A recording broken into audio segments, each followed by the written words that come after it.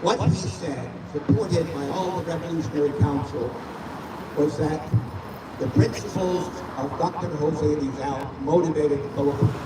Principles that said all men equal. Principles that said there must be brotherhood and cooperation between nations, equality, friendship. That is the bedrock upon which the modern Republic of the Philippines resides. Now, Alvarado went on to become the first president of the First Republic. He only served 2 years. One of the leaders of the struggle against the Spanish, and the leader against the Americans after they betrayed their promises to the Philippines to create an independent Philippine Republic. It took a long time for the Philippines to become fully independent.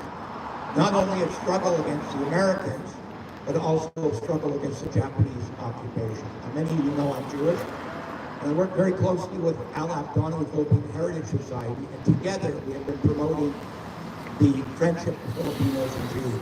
Recently held a global Zoom call that we talked about President Quezon and rescue in the Philippines. There's been a traditional dialogue between Filipinos and Jews that is not well enough known even in our community. But all this is inspired on what happened on June 12, 1898, when those who called for the independence of the Philippines, the decolonization of their country, and freedom of all of Asia, that has carried forward to the present day. I was just in Cebu in the Philippines with Ray and a couple of the other nuns here that you know from Montreal, so Jerry was there as well. And the spirit of building racial equality and cooperation and freedom and the idea that nations in the developing world have a role to play in our modern society dates from the day that the independence was declared. And as again I said, it was a long, and the Philippines has not been fully independent until after World War II. But this day is precious in the hearts of all Filipinos and those who want success for their country. As your former counselor, someone who worked closely with FAMAS and all the community groups, I always thank you for inviting me, not forgetting me now with my retirement. In my new role, I promise you will continue to work with your community to build bridges with other communities, cross-cultural dialogue, from the heart of your community to the heart of mine. Thank you very much, ladies and gentlemen. Thank you, Sir Martin. Good history of the past. And now we will come to, I'm making it fast because I don't like people standing outside. So I have to call fast. And now I call Honorable Elizabeth Cross, MNA, to see Edith Soa. Thank you everyone for being here this morning. I think it's wonderful when in Canada we can embrace and celebrate all the cultures that make this country so wonderful and inclusive. Today on the 127th anniversary of independence of Philippines, we remember that the battle for independence wasn't just a political one. It was one of freedom for hearts and minds. It was one of self-determination and one that the message has been carried as we see you, all of the Filipino community here today in Canada. As it was mentioned, I had the opportunity, the privilege, when our dear Bert Abiera passed away earlier this year, I invited a delegation from the Filipino community to come to the Quebec National Assembly because we are all, regardless of our origins, regardless of our origin or language, we're all Quebecers, we're all Canadians.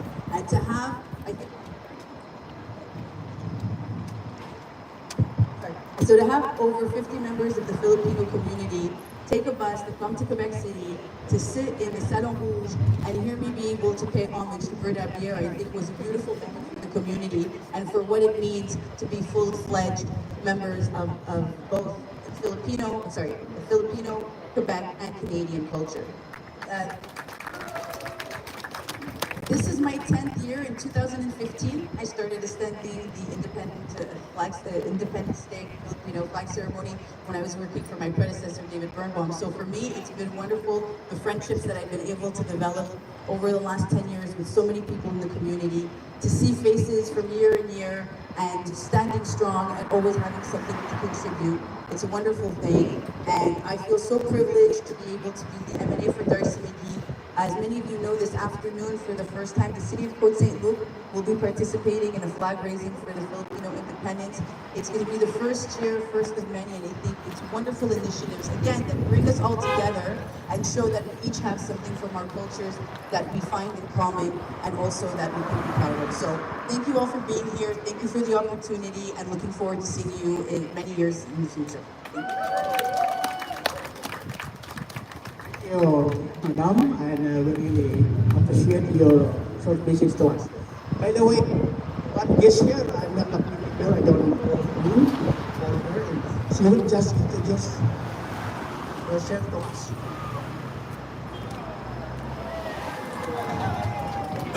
Hi, everybody. My name is Shelley Paris, and I'm very proud to be the incoming president of the Cummings Center for Seniors on West Grade. We are very excited and honored and thrilled to be here to help you celebrate this very special anniversary. It means a lot to us that we have this relationship, and we're building this relationship with your community. And we're so hoping that all of you will come to our center. We welcome you with open arms, take part in our activities and our programs. We'll keep it short. Again, congratulations and best wishes, and we look forward to being here year after year, helping you celebrate this special time. Very great. Thank you, Madam. And now we would like to hear a short message from our councilor, Sunny Moros.